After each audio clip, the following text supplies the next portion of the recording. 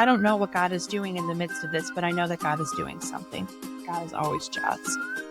Welcome to Stitchology Devotions for Creative Heart. I am Tina Crog, and I pastor alongside folks of St. Jacob Lutheran Church in Massillon, Ohio.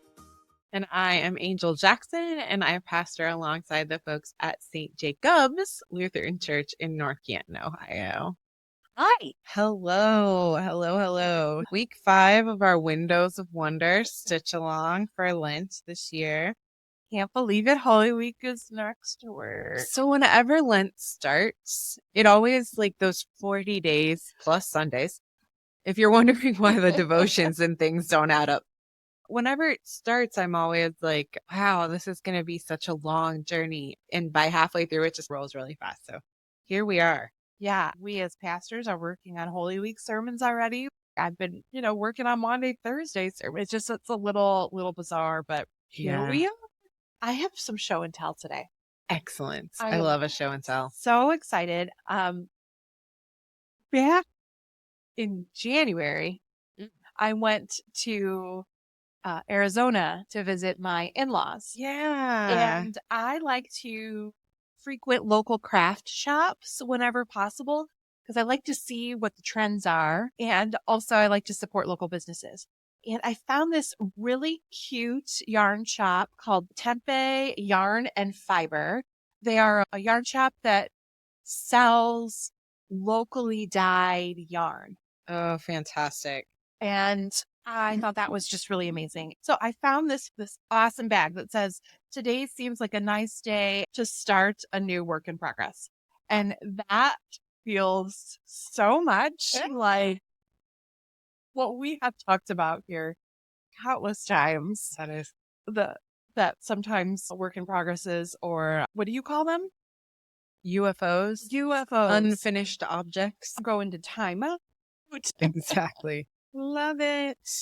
Yeah. I'm working on said UFO. Because they've just kind of been hanging out in your office then. Yeah. Actually, they've lived in the car, my car project. So my one wise man body. I love it. We're getting there. Technically, I have till next Christmas, right? So yeah, I'm ahead. You are totally ahead. The fact of the matter is you have completed some of your Christmas gifts already before Holy Week.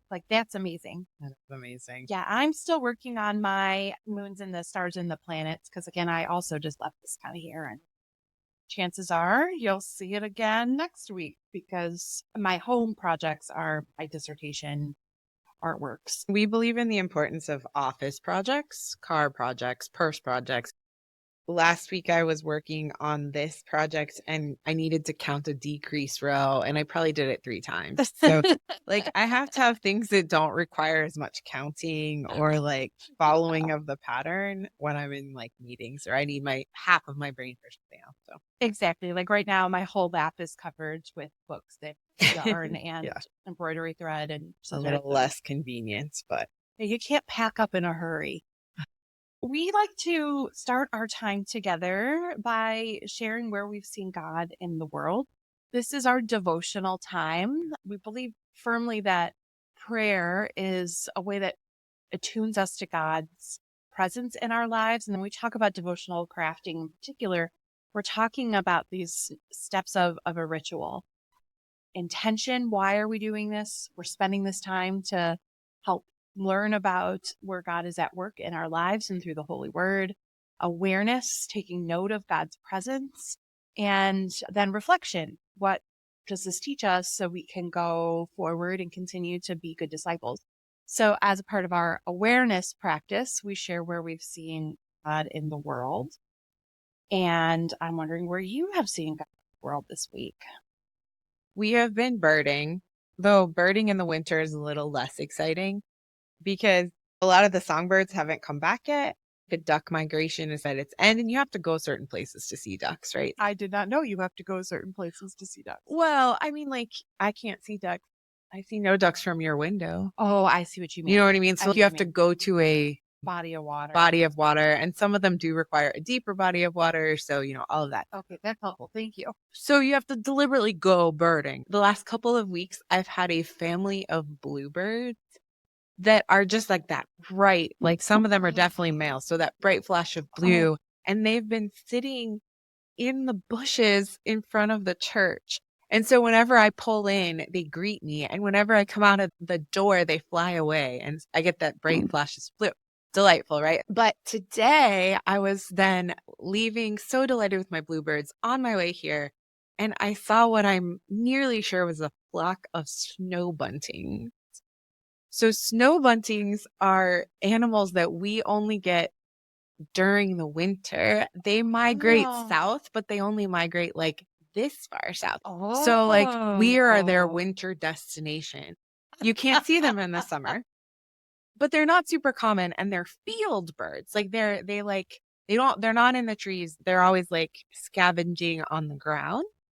Wow. And I saw a flock of them flying through the field, and it has to be because like nothing else is a flock of white birds. They definitely weren't like pigeons or ducks, Yeah, like yeah. that's what you expect, but like they were not shaped like that at all. They were much smaller. So I didn't really get the good picture or the way to like identify them, but I had this God sighting. I think I've maybe only seen them twice in my whole life.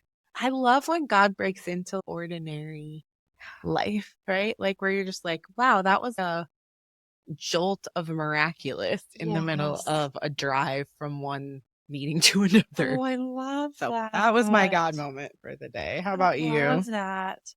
My God moment is a little less spontaneous as your snow Snow buntings. bunting. My daughter is going to be 3 at the end of April, and she is at the part of her development where she's starting to do imaginative play, which is amazing. And the fun thing that has been happening at our house for the past several weeks are tea parties in Afghan tents in our living room. Oh, how fun. And this is something she does with my mother and my husband. Okay. Okay. And it has been an absolute delight to see these two people play with her this way. My mom worked as a nurse and went to Cleveland State when I was a kid. And so she was very, very busy. And while she was involved, she was the kind of involved that I'm involved with my daughter, where the parenting was mostly the Necessities. necessities, exactly. And my mom and I share this gift. We're not good natural players, right? We're the type of people who you can come to and talk to for hours. We can play a board game, but just like spontaneous play, that's just not really our home base. So to see my mom living into these gifts of hers for the first time in my recollection is just really nice and Mhm. fun. And likewise, my husband was raised as an only child, very physical, very athletic. My stepson is a boy in every sense of the word. So to see my husband sitting on the floor, holding little teacups and just really doing his best to be the best girl dad he can be, it is just beautiful. That is It's just really, fantastic. really beautiful. And it just is a reminder that we're never fixed.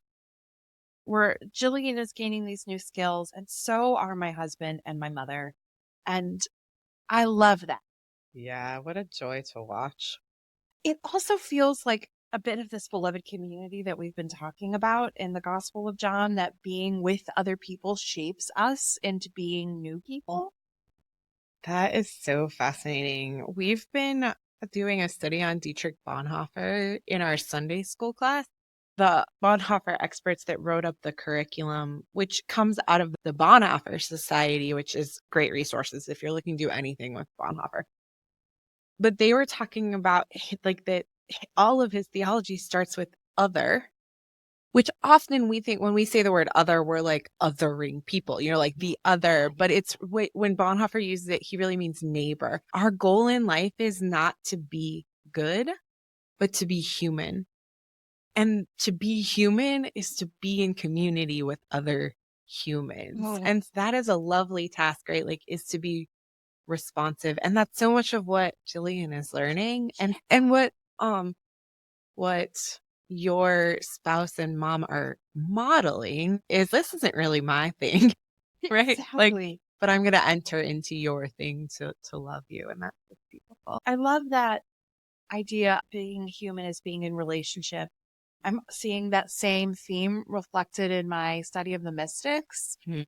One of the reasons why monasteries was established, as opposed to the ancient desert fathers who would live as hermits, one of the themes that monasteries start to pick up is that to truly understand incarnation, you have to know what it means to live in community with each other. Almost everything that they write about their communal life is not about prayer practices, but it's really about how do you learn to put up with Your your roommate. obnoxious roommate, Exactly. age old human question. Interesting again that God is putting that before us today Yeah, in our God in our moments. God moments. Yeah. Well, and it seems to really tie well with what we've been talking about because such a theme of Nicodemus's own story in this Windows of Wonder series is like the Pharisees and that like somehow they are enemies of Jesus, which isn't really the case, right? Like we Yeah. talked last week about how they're really trying to wrestle with the same questions, which is how do you live in God's kingdom, right? Like how do you stay Mhm. connected and planted to God, the source of life? And I think sometimes where the Pharisees go wrong is often that they get caught up in the how and the concept of what is good. And Jesus is saying, wait, look at this person standing in front of you, right? If you want to treat God and love God and be in a relationship with God, start by loving this person. It's not about the how, it's about the why. Yeah.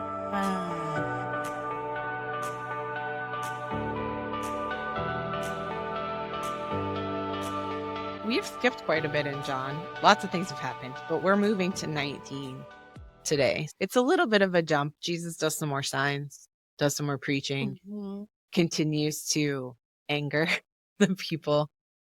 The big sign that leads to the religious officials wanting Jesus to be arrested is the raising of Lazarus from the dead. And so now we are a Good Friday in our text. So that's what clinches it, right? Like this raising Lazarus from the dead has attracted so much attention. And the claims that he is the author of life, right, is just too big for the religious officials to ignore. Humans are about keeping power if they have power, right?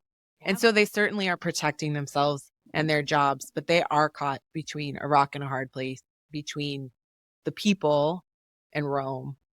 We're back at Passover, right? So we started in Passover, we're back at Passover, and so the like tensions are extremely high. Rome is full of soldiers meant to keep the peace at all costs, including, making examples of people, very violent examples of people. So there's tension for Well, sure. and then bear in mind, part of why we see the encounter before Pilate about whether Jesus should be released or not is because the tensions between Rome and the Jewish people are so high that as a part of the practice to diffuse tension, they have ritualized releasing captives because they being Rome needed to have a formalized way of saying, look, we're not out to get you. We're trying to live in harmony too. Let's all just get through this week. Exactly. Exactly. Here's our sign of good faith that we can live together. Okay, so that's like context, and it's pretty big context. Like throughout the gospel, tensions have been building between Jesus and the authorities. And then now we're like even deeper into that tension. Yes. Thank you for setting that for us. This is John 19, and it's verses 1 through 16. And I have the Common English Bible. Then Pilate had Jesus taken and whipped. The soldiers twisted together a crown of thorns and put it on his head and dressed him in a purple robe. Over and over they went up to him and said, "Greetings, King of the Jews." And they slapped him in the face. Pilate came out of the palace again and said to the Jewish leaders, "Look, I'm bringing him out to let you know that I find no grounds for a charge against him." When Jesus came out wearing the crown of thorns and the purple robe, Pilate said to them, "Here's the man." Then the chief priests and their deputies saw him. They shouted out, "Crucify!" Pilate told them, "You take him and crucify him. I don't find any grounds for a charge against him." The Jewish leaders replied, "We have a law, and according to this law he ought to die, because he made himself out to be God's son." When Pilate heard this word, he was even more afraid. He went back into the residence and spoke to Jesus. "Where are you from?" Jesus didn't answer. So Pilate said, "You won't speak to me? Don't you know that I have authority to release you and also to crucify you?" Jesus replied, "You would have no authority over me if it had not been given to you from above. That's why the one who handed me over to you has the greater sin." From that moment on, Pilate wanted to release Jesus. However, the Jewish leaders cried out, saying, "If you release this man, you aren't a friend of the emperor. Anyone who makes himself out to be a king opposes the emperor." When Pilate heard these words, he led Jesus out and seated him on the judge's bench at the place called Stone Pavement, in Aramaic, Gabbatha. It was about noon on the preparation day for the Passover. Pilate said to the Jewish leaders, "Here's your king." The Jewish leaders cried out, take him away, crucify him." Pilate responded, "What? Do you want me to crucify your king?" "We have no king except the emperor," the chief priest answered. Then Pilate handed Jesus over to be crucified.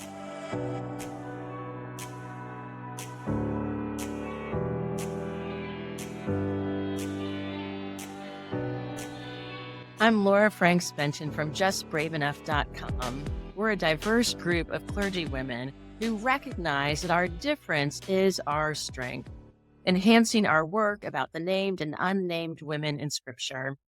We believe in the transformational power of story, and we believe that we can find courage in those ancient stories of remarkable women. Today's courage quote comes from Rilke. "Go to the limits of your longing. Let everything happen to you, beauty and terror. Just keep going. No feeling is final." This week, we're near the end of Jesus' story as a human on earth. Jesus knows what's coming next, and he's trying to prepare his disciples. So, our writing prompt this week is to write a letter to your younger self. Perhaps you've seen celebrities do this. CBS This Morning has had a recurring segment called Note to Self. Think of a time of struggle. What would you have liked to know then about how it all turned out? Or what would you like your younger self to know now about the value of that time? Feeling really brave? Share your writing on Instagram and tag Stitchology and Just Brave Enough so we can salute your courage and your good, brave words.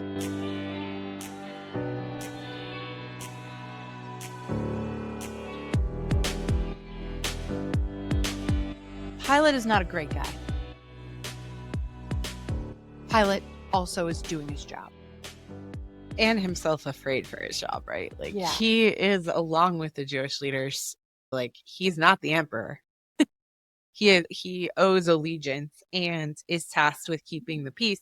And if he doesn't keep the peace in this place, then he might be out of a job. Exactly. And quite frankly, these religious officials are threatening to blackmail him when they're like, you are no you're no friend of the emperor. That's a threat, right? Quite the claim. My Bible has a note that everything up until verse 16, everything up until the last verse is the inquiry.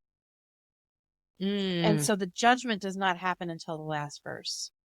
So that means at any point, this could have been stopped. There's a reminder here that Jesus is never out of control. John sees that all of this is a part of God's ultimate plan. Jesus' response to be like, "Well, you wouldn't have power over me if someone bigger hadn't given you that power. So in a way, he put Pilate in his place. Be like, you think you have this much power and responsibility, like you're deceiving yourself. That's confirmed by this threat. You need to be a friend of the emperor. Yeah. I feel for Pilate in that, like, he was, again, not that he was a good guy. He worked for Rome. He did horrible things And he would not have gotten to this position. if he wasn't willing to be pretty ruthless. Exactly. And yet he is a character and the reminder that the Jesus loving us all the way to death is the only way this was going to go down in the end. So much fear. So if we're thinking about this as a window in which Nicodemus is looking through, Yeah, where do you think Nicodemus is on this day? We like have zero information about that, but if you were to use your sacred imagination, where do you think Nicodemus is? I think Nicodemus is amongst the crowd that is watching the chief priest Mm. and the temple police do this. Like he's not high enough in the organization to be the one that's actually, like he wouldn't get an audience with Pilate. Exactly. The role of the Pharisees, their job wasn't to perform rituals in the temple. Their job was to advise about the law. So Yeah. the fact that it's the chief priest here. He wouldn't have had a political role in this conversation. Exactly. And it also highlights for me that this is a ritualistic killing. And Mm. that's reinforced by the fact that we're hearing that this is happening at Passover. Remember, the role of the chief priests for Passover was to perform the sacrifice of the lamb on behalf of the people. Oh, yeah. We are at a moment in history where individual households are not sacrificing their own lambs on Passover. They would come and watch the ritual before they would go home then and participate in the Like the meal. exactly. So they're not putting blood over their own individual doors, but all of those sorts of performative rituals would be done in a worship event, similar to how we reenact the washing of the feet Mm. on Maundy Thursday. So all of this is happening in context of all of those worship pieces that have happened. Yes. That seems like it matters. So Nicodemus is probably kind of chilling in the background, caught in the crowd somewhere. It makes me think truly about how often we don't carry the message of church with us out of the worship event. How many times have we left a worship service and then gone to coffee hour and gossip? The fact that they are performing, they're having a festival about being released from being misunderstood as people of faith to the point of being held in literal bondage for freedom. Yeah, it's a very human thing to do. I think there's a lot of political wrangling going on here. In the history of Israel, that's when Israel gets themselves in trouble, is when they don't trust God to bring the solution or to protect them, and they go their own way and do this kind of capitulating and political maneuvering in order to save themselves. So much of scripture is about the people who are at the mercy of those in power, both religiously and politically. Like Nicodemus here, if my holy imagination is correct, that Nicodemus is merely mid-level. Oh, middle Right? management. He is at the mercy and call of whatever the chief priests are deciding in this moment, and he has no agency to do anything about it. And what a helpless feeling that is to see someone going through this. Even Pilate sees that it's wrong. Last time we talked, Nicodemus was calling for process. We have a way to deal with this, put him on trial. And that's what they did. And still, justice wasn't done, right? And I have been there, right? Where it's like, okay, we people have created something that is supposed to make this more equitable. Like having helped folks navigate some of our own court services that are better than nothing, but also often victimize the people who are looking for relief in the midst of that. So Nicodemus's heart has to be sick with the sense of, I said the thing, I had the courage to say the thing and try to get the process enacted, and still it hasn't brought the justice I thought it would bring. That is really a hard place to sit. When we know justice is God's heart and we trust in these systems to provide justice, and then the system lets us down, it can feel like God is letting us down. I have had a conversation recently who has had just a series of legal issues after selling their business. And he was saying that throughout all the steps, every time they go to the next process, they're like, well, God's will is going to come through here. God's will is going to come through here. And just recently he said to me, it helped me realize that God isn't making this happen because this is God's will. But I do think that God is putting me in this situation so I can show someone what it means to be faithful. Oh. And I thought that was really beautiful. And he was talking about, he's like, I don't know, maybe when my lawyers come over and they look on my walls and they see my scripture quotes, that makes them be reminded of Jesus. Or maybe when I smile at the court reporter, I'm giving that person a good moment in their hard day. I don't know what God is doing in the midst of this, but I know that God is doing something. God is always just. What a lovely, faithful, hard position to be living in. And I have to say, he didn't get there right away. Like, this has been an ongoing process. And that, I think, is the case for a lot of us. And I think that's also the case for the people who are in the crowd that day, Nicodemus or not. The people who are watching this are mixed, right? About knowing what is justice and what isn't. And I'd like to think that no one truly delights in the death of another, even if we think that it is the only way that we can enact justice. That feels really real as we imagine where Nicodemus might be on this day. And now the wondering what happens next, right? The letdown of like knowing it didn't work the way he thought it would. Because there has to be something in the back of Nicodemus's mind, just like I feel like the disciples, right? Where it's like, okay, he's going to make his move, right? Yeah. Like, when is the moment where he's going to do something miraculous and save himself from this?